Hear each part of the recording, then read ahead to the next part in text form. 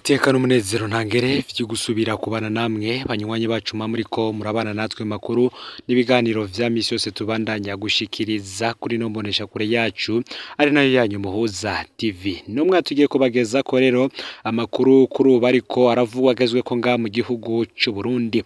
Niyo nkuru iciye ku masonga bimenyesha amakuru bitandukanye yoba ivyandikira mu gihugu c'u Burundi ndetse n'ivyandikira hanze y'imbibe z'igihugu c'u Burundi. Ni inkuru igaruka ku gihangange Generale de Police A.Ndayishimiye Bunyoni. Bunyoni yaramaze iminsi afungiwe mu ibohero rikuru rya Ngozi. Kuri uyu munsi rero akaba yimuriwe mu ibohero rikuru rya Gitega. Namakuru yashizwe ahabona mu masaha make yatambutse aho A.Ndayishimiye Bunyoni mukunguruzwa avana mu ibohero rikuru rya Ngozi yasohowe agiyajanywe n'umukuru w'igipolisi mu ntara ya Ngozi, umukuru w'iperereza mu ntara ya Ngozi be n'uburongoye igipolisi mu ntara z'uburaruko. Kwibohero rikuru rya Gitega umutekano wongerejwe ku rugero ntangere. Twaheruka kubamenyesha ko hari ubusho bubiri bushasha bwaheruka kuzuzwa mu ibohero rikuru rya Gitega. Ubusho ababuraba bavuga ko bwubakishijwe inzigo n'urwanko rwishi cyane. General A.Ndayishimiye Bunyoni yinjiye ibohero rya Gitega. Bunyoni mu ibohero rya Gitega A.Ndayishimiye umutambukanyi w'umukuru w'igihugu i Kigali. General A.Ndayishimiye Bunyoni akijejwe amabanga akomeye mu gihugu yari yararahiye ko atamigendanire izosubira hagati y'u Burundi n'igihugu cy'u Rwanda. General Niyombare na bagenzi be batagarukanywe mu Burundi. Indoto yiwe ngo kwari ukubona Niyombare na bagenzi be mu ibohero rikuru rya Gitega. None uyu munsi yinjiye ibohero rya Gitega nyene ku munsi umupfasoni w'umukuru w'igihugu cy'u Burundi A.Ndayishimiye yakiriwe i Kigali na mugenzi we Jeannette Kagame. General A.Ndayishimiye Bunyoni ari mubakishije agasho kadasanzwe kagenewe abagirizwa ko bashatse gutembagaza ubutegetsi mu mwaka w'ibihumbi 2015. Abo bantu bapfungiwe aho badashobora kubonana n'abandi banyororo i Gitega. Icifuzo ciwe kwari uko abo banyororo bogirirwa nabi uko bishoboka kose. None uyu munsi nawe ngo yinjiye iryo bohero nyene yagirizwa ko yari afise umugambi wo gutembagaza ubutegetsi bwa Perezida Varisito Ndayishimiye. Nawe yubakiwe agasho kiwe wenyene kabi kurusha nako we yubakiye abo mu mwaka w'ibihumbi 2015. Nawe ntarekuriwe kubonana n'abandi banyororo. Amakuru tutokwemeza nuko General A.Ndayishimiye Bunyoni yoba yarabaye mu mugambi wo guturira ibohero rikuru rya Gitega mu mwaka w'ibihumbi 2021, aho intumbero yari iyo kwica bagizwa gutembagaza ubutegetsi bwo mu mwaka w'ibihumbi 2015 bagapfa atagitabara kubera aho bari hugaye. Imana yarakinze barurira impome basimbira ku ruhande rupfungiwemwo abakenyezi. Bunyoni we yapfungiwe ahantu bitokunda ko ahunga haramutse hatera umucanwe nk'uwo muri Kigali mu mwaka w'ibihumbi 2021. Ni inkuru tugiye kugaruka ko ku buryo bw'idonido. Ni inkuru tugiye kugaruka ko kuri vyinshi bitandukanye nk'uko ariyo iri kwandikwa n'ibimenyesha makuru vyinshi bitandukanye yoba ivyandikira ngaha mu gihugu c'u Burundi canke se ivyandikira hanze y'imbibe z'igihugu c'u Burundi. Vyonda subscribe canke sabone kuri hoteli wafyenda ko kugira ngo utoja ucikanwa n'amakuru n'ibiganiro vyose tubandanya gushikiriza kuri no mbonesha kure yacu ari no yanyu Muhuza TV. Mwahikaze mwidonido yano makuru. Uwahoze ari umushikiranganje wa mbere ku Burundi General A.Ndayishimiye Bunyoni ubu abarizwa mu ibohero rikuru rya Gitega kuva kuri uyu wa kabiri ku muhingamo. Yahimuriwe ava mu ibohero rikuru ry'intara ya Ngozi mu buraruko bw'igihugu aho yarapfungiwe kuva ku igenekerezo y'umunani ukwezi kwa gatanu uyu mwaka. Amasoko atandukanye yavyiboneye Igitega yagize ati yashitse kwibohero rikuru rya Gitega nk'igihe cy'isaha 9 n'igice.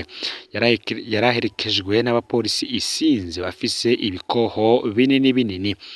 Yari muri pick-up y'igipolisi yuzuye abapolisi yerekejwe n'iyindi inihiriye abajejwe umutekano nyene bose barikanuye. Mw'ibohero rikuru rya Gitega General Bunyoni hafise uwundi mubanyi ni Colonel Desire Uwamahoro. Uyo mukoroneri wo mu gipolisi yari apfungiwe muri iri bohero kuva ku igenekerezo ya 4 ukwezi kwa gatanu nyene. Uyu yahoze atwara igipolisi kijejwe kurwanya imigumuko mu mfunyapfunyo y'igifaransa kikaba kizwi nka baye.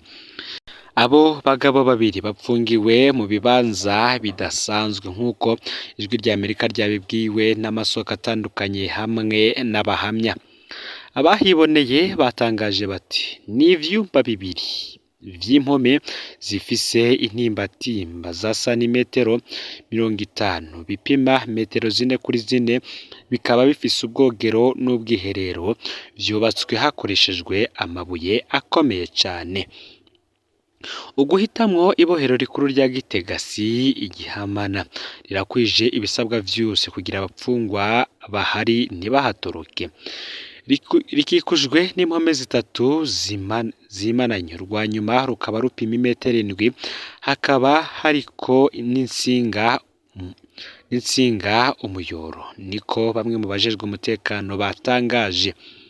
Mu ndwi iheze ubutungane bw'u Burundi bwavuze ko bukomeje gucukumbura ibindi vyaha General Bunyoni ashobora kuba yarakoze.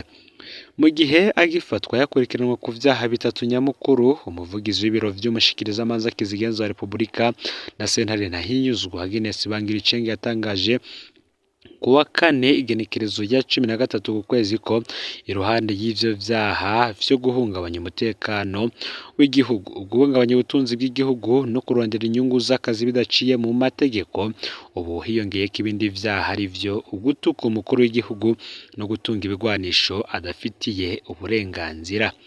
Ibi vyaha bishobora guhanishwa umunyororo w'imyaka 30 hisunzwe igitabo mpanavyaha c'u Burundi.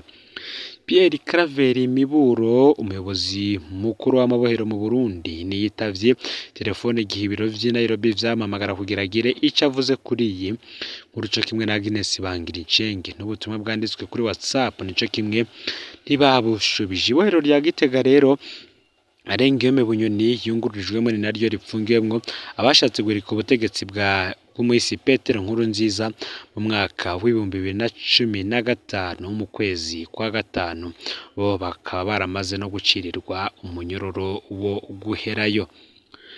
Iyi nkuru ikija ahabona, benshi batanguye kubona ko ibintu vya Arengeme Bunyoni biriko birafata iyindi ntera. Benshi bakaba ariko bamwipfuriza ko Imana yomurinda ntazahure n'isanganya ribi rishobora gufata ico kibanza apfungiwemwo adashobora no kuvamwo mw'ibohero rikuru rya Gitega. Turamwipfurije ko yoronka ubutungane bwiza akazoshobora kwiregura imbere y'abacamanza kandi hazakurikizwe amategeko. Nitumwipfurije urubanza rwa ngondangone nk'izo yahaye abatari bake, Imana izimurinda akarenganya yakoreye abandi Abarundi.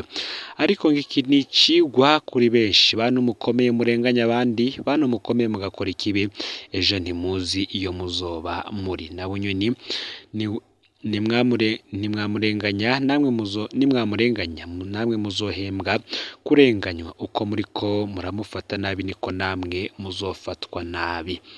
Ibi akaba ari ivyanditswe na Pacifique Nini Nahazwe arongoye ishirahamwe Fokode, akaba ari n'umwe mu baharanira agateka kazina muntu. Ni nako kandi nk'uko nababwiye ko A.Ndayishimiye umutambukanyi w'umukuru w'igihugu yashitse mu gihugu c'u Rwanda mu nama mpuzamakungu yiga ku ruhara rw'abakenyezi mw'iterambere. Kuri uyu wa kabiri nyene igenekerezo ya 17 mu kakaro uyu mwaka w'2023 ni umutambukanyi w'umukuru w'igihugu c'u Burundi A.Ndayishimiye yafata urugendo akoresheje inzira zo ku butaka yerekeza mu gihugu c'u Rwanda, aho yari yitavye inama mpuzamakungu iri kwibera i Kigali ijanye no kwiga ku ruhara rw'abakenyezi mw'iterambere yo muri uyu mwaka w'ibihumbi 2023 Women Deliver 2023.